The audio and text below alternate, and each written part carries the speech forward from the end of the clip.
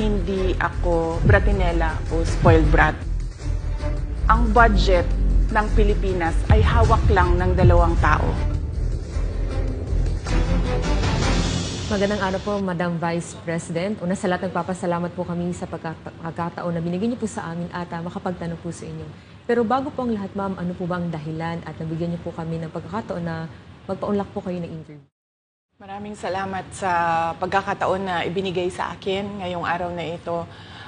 Nagpa-interview ako dahil gusto ko na malaman ng taong bayan at ma-explain sa taong bayan kung bakit hindi ako sumasagot sa question and answer sa budget hearing ng Office of the Vice President para sa budget proposal namin 2025. Gusto ko kasi na maintindihan ng taong bayan saan ba ako nanggagaling.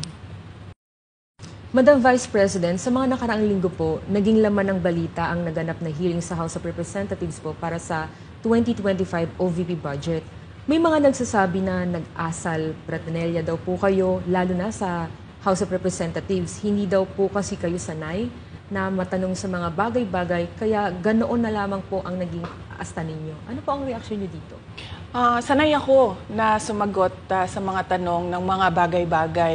Kaya nga, di ba, nagbibigay ako ng mga interview, kahit hindi siya arranged na interview, mga ambush interview ng media kung saan nakukuha nila yung mga katanungan ng taong bayan. Sanay ako sa ganyan. At alam ng taong bayan na hindi ako bratinela o spoiled brat dahil kilala nila ako simula nung ako ay nasa Davao pa, simula nung ako ay mayor pa, hanggang naging vice president ako.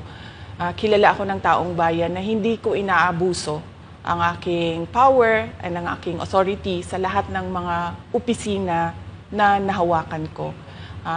Testigo ko ang buong bayan na hindi ako isang spoiled brat. In fact, nung ako ay lumalaki, hindi naman, ang mga kaibigan ko, hindi naman sila galing sa political na pamilya, sa mga mayayaman na pamilya, sa mga powerful na pamilya.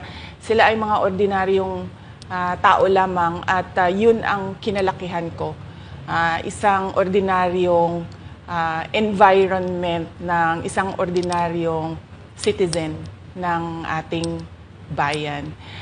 Sa palagay ko, hindi lang sanay ang iilan na mga miyembro ng House of Representatives na hindi nila makuha yung gusto nila at gusto nilang marinig na sagot. At hindi sanay yung mga iilan na mga representatives natin na sinasagot sila sa kanilang mga patutsada.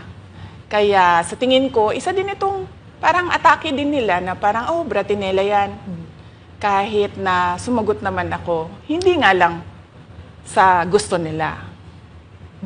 Kaugnay dyan, Madam Vice President, dito sa budget hearing, naniniwala po ba kayo na may kapangyarihan talaga ang Kongreso na busisiin ang budget po ng bawat ahensya ng gobyerno? Siyempre, oo. Nakalagay yan sa ating saligang batas na ang Kongreso natin ang merong power of the purse. Kaya nga, di ba, merong mga budget hearings at merong pagpasa ng budget mula sa House of Representatives at sa Senado natin, sa Kongreso natin. Kinikilala natin yan. Kaya nga, di ba, pumunta tayo doon sa Senate hearing, pumunta tayo doon sa House of Representatives na hearing dahil nagpresenta tayo ng budget. Ang ginawa ko lang ay sinabi ko, i-forgo namin yung question and answer na parte ng budget hearing. Pero kaugnay po dyan, Madam Vice President, hindi po ba dapat malaman din ng taong bayan para saan po ang pondo ng OVP? At saan po gagamitin itong panukala po for 2025? Yes. Napakahalaga sa akin na malaman ng taong bayan ang Office of the Vice President budget proposal.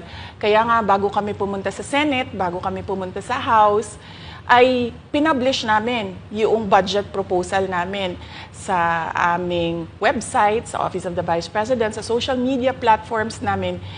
Ginawa namin siyang madaling intindihin ng taong bayan kung saan papunta yung budget proposal ng Office of the Vice President. Ma'am, going back dun po kaninang sinabi nyo na yung ilang beses niyo pong sagot sa mga kongresista that you will forgo the opportunity to defend the 2025 budget proposal of the OVP and will defer to the wisdom of the Congress, bakit tila daw po iniiwasan niyo?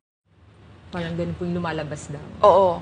Kasi sinasabi ko pa ulit-ulit yon na sinasubmit namin sa Congress ang budget ng Office of the Vice President at iniiwan namin sa Kongreso ang desisyon kung ano ang gagawin nila para sa Office of the Vice President. Kaya fino-forgo na namin yung question and answer. Unang-una dahil nakikita namin na ginagamit siya ng ibang mga miyembro, iilan na mga miyembro ng Kongreso para umatake sa akin dahil hindi kami magkasama sa politika.